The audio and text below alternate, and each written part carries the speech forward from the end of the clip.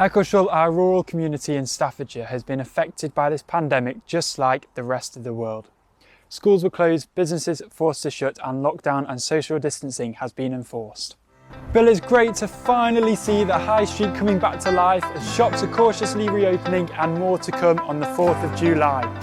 So we have been interested to see how local businesses and people have been supplying and caring for the local community during this pandemic. James DePavey has the prime location on Eccleshall High Street, and he's recently been awarded the best estate agent in the UK. We're very fortunate to be joined by James today. James, what impact has the coronavirus over the last few months had on your business as a whole?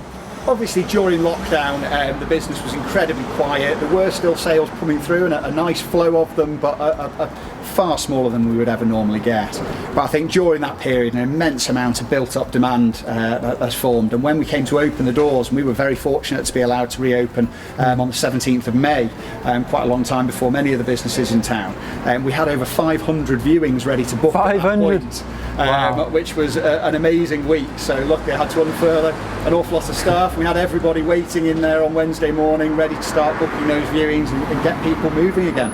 And those viewings must have certainly been helped by the online virtual reality tours that you have around the houses. How successful has that been for you over the last few months? I think it's probably been the biggest campaign ever, and I think one of the interesting things about what lockdown has forced people to do is forced us to use technology. We've had this technology around now as a company for about 2 to 3 years. We're very early adopters, but now bringing it in for every single property, the portals are now pushing it to people, and it's much easier to access than it's ever been before, and it has transformed the way we do business. I think we've noticed so many vendors choosing us off the back of our virtual reality tours, which just enable much more security for the owners. It enables them the ability to only have pre-qualified viewers coming out to see the property. They already know they like it, they've already looked around it as if they've been there. I'd highly recommend to head to James's website, check out the virtual reality tours. They are great fun. James, just how many of these have converted into success stories? We've had an amazing run with it. In fact, we had a client just a couple of weeks ago who previously discounted a property and completely ruled it out. They'd then one evening been sitting there going through our website, clicked on one of the tours for it, had a look again, and after experiencing the tour and seeing the whole property from the inside and taking some time, they decided, actually, although I'd discounted it previously, I need to go and view it. Went and viewed it, offered straight away. Brilliant. That sale's now a couple of weeks down the line. Many of us will already be aware of the incredible charity that Joe Cheetham and his family have set up for vulnerable people in Eccleshall. We went to speak to him to find out more about Eccleshall Cares.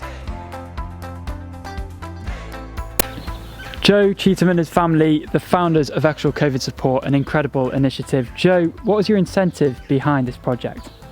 Well, the incentive really was the need, Sam. I think everybody was incredibly quick to respond. We realised how difficult things were going to be for people once the lockdown was announced. I mean, on the personal level, my Christian faith really motivated me to feel like, okay, I've got to do something, you know, I can't sit here and watch, so I'm actually going to take some action. But then it just came down to the people of Eccleshall, and I'll say this until I'm blue in the face. I don't suppose anybody's sick of me saying it, but the response from the community, the amount of people that volunteered straight away and said, yes, I'm willing to help, I'm willing to get involved, I'm willing to give my time. So I certainly wasn't the only one feeling like that, that's for sure. I believe you're up to 100 volunteers now who go out and help the vulnerable. Just explain how it works and how they go online to book the system and organise what they want. Well, right at the very start, I was just trying to gather a list of names of willing volunteers, thinking that I would just post this list of names through people's letterboxes, put it up on notice boards, that sort of thing. It soon became clear that wasn't particularly practical. We needed a bit more of a robust system, and Kevin, my next door neighbour, he's amazing. He's got a mind for these things.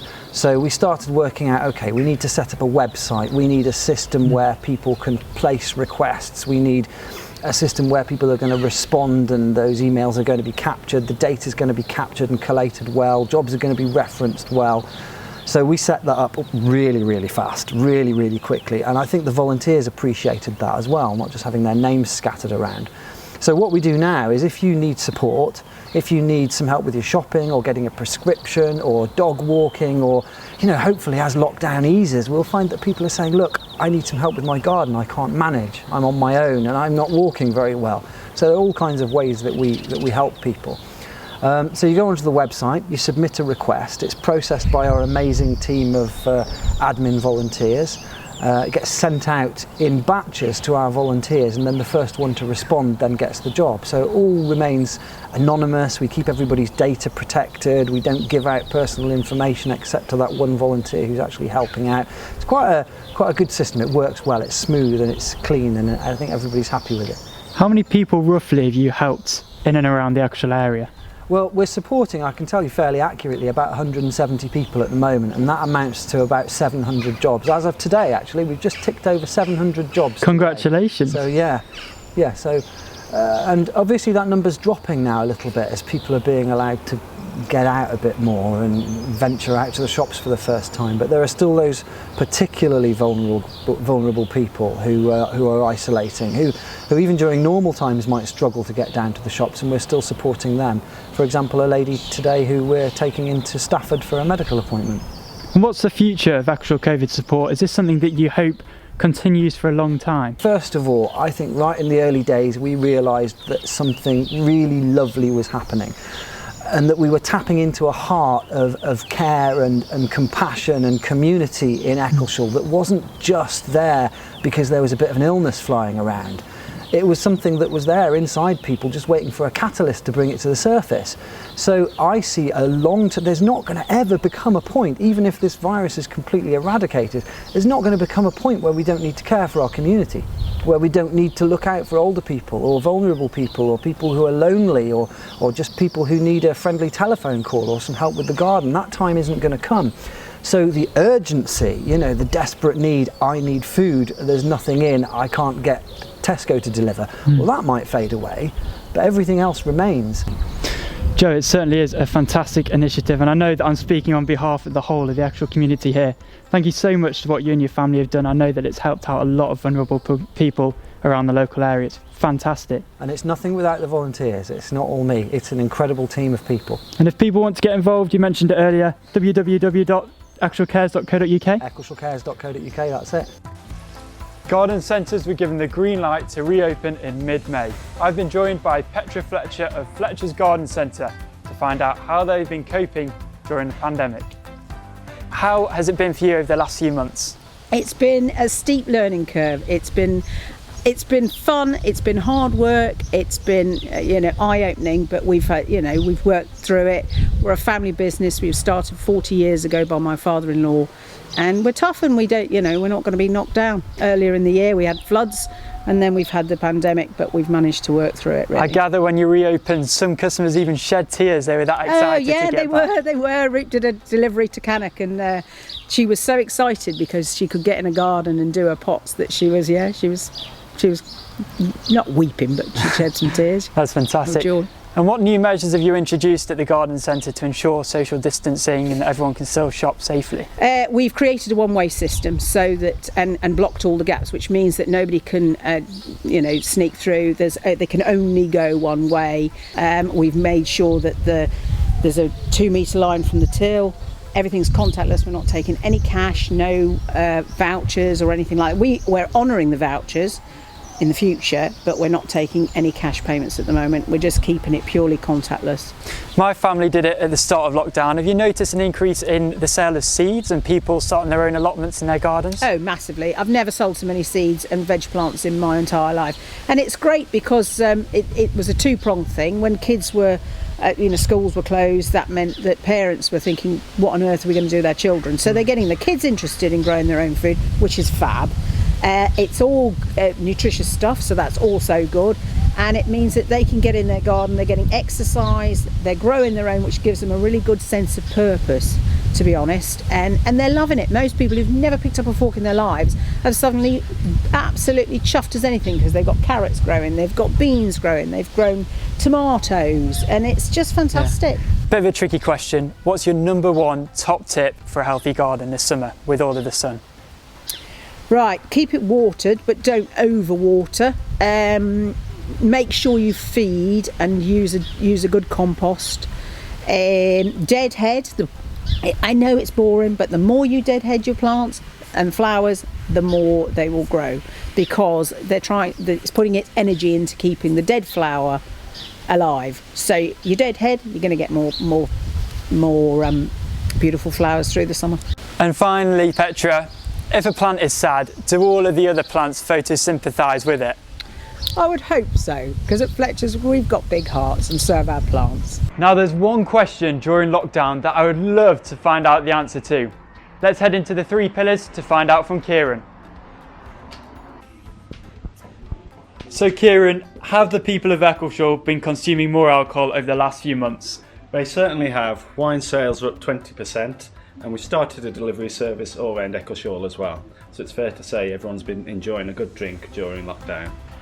We are very fortunate to have 8 bars and pubs on our high street, and some are scheduled to reopen on the 4th of July. We caught up with Zoe from the Little George to hear all about their reopening plans. Zoe, great news for us all. 4th of July, pubs reopen. How much does that mean to your business? A lot. We're really excited to be open again. Lockdown has been a challenging period for a lot of people, and we're looking forward to having the business up and operating again and welcoming all of our lovely customers back through the doors. What new measures are you going to take to ensure that customers as well as employees are safe whilst they're gathering out here for a drink? Really important to us to make sure that our team members and our customers are both safe and able to enjoy this environment. We're looking to preserve the customer experience as much as possible with the measures that we're putting in place, so that coming down the pub, having a drink here is still an enjoyable, fun thing to do. So there's a number of different measures that we've got in place beyond the typical policies and procedures as are outlined by the government around hand washing and distancing. One of them is we've invested in these pods, and we've got another 6 of these arriving, which will be spread out across the car park to create a more al fresco drinking out experience, more holiday feel. They're brilliant. I love these pods. They're fantastic. Thank you. We're really pleased with them. So we're looking forward to all of that being up and running. We've also spent the time creating an order from your table app. So individuals will be able to come in, customers will be able to come in, scan a QR code, access the website, see what drinks are available, place their order online, and we'll let them know when it's ready and it'll be available for collection. So I can literally sit here, scan the QR code, order my 30Js, and then it's ready. Yes. How easy is that? Very easy, very easy. And have you been able to use the time during lockdown for more renovations and any more exciting projects? Yes, so we've done a lot of work here at the Little George and carried out some jobs and tasks that we perhaps wouldn't normally have been able to do because of our business being open and having to necessarily close the business at those times. So for example, we've been sorting out the decking and doing some renovations internally. Equally, we've got our brand new project that is underway at present over at the Eagle, which we're really looking forward to.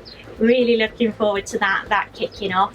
At this point in time, we are at early stages of renovation, so we're literally stripping back to bare brick, fighting our way through the DIY stores to get the plaster as we need to, and we'll be reopening as a sports bar, hopefully, touch wood, August time. Don't know about you, but I certainly cannot wait, and I look forward to sharing a beer out here with you very soon, Zoe. Thank you, likewise. And just look at that, there we have it. So, I think it's fair to say that with the businesses, supplies and most caring people that we have in Eccleshall, it's a rather self-sufficient village. Or is it a town? I think that's a debate for another time. But in the meantime, stay safe, stay happy and stay local. Cheers.